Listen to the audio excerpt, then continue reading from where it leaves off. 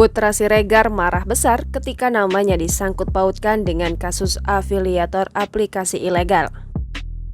Istilah Crazy Rich kini tengah menjadi perhatian publik. Hal tersebut tak lepas karena kasus investasi bodong hingga penipuan yang dilakukan Crazy Rich Medan dan Crazy Rich Bandung Indra Kents dan Doni Salmanan. Ya, sosok yang lain pun menjadi perhatian. Sosok Putra Siregar yang kini ikut jadi sorotan. Putra Siregar angkat bicara usai namanya terseret dalam kasus Indra Kents dan Doni Salmanan. Sempat beredar sosok PS disebut-sebut sebagai tersangka selanjutnya yang akan diamankan polisi. Warganet kemudian menyebut itu adalah Putra Siregar. Pebisnis yang juga selebgram itu mengatakan bahwa sosok PS yang dimaksud bukanlah dirinya.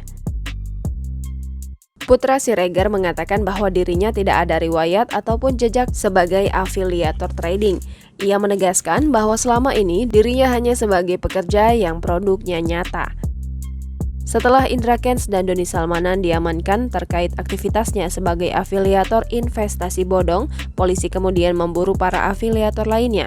Barang-barang milik Indra Kents dan Doni Salmanan pun sudah mulai dilakukan penyitaan oleh pihak kepolisian.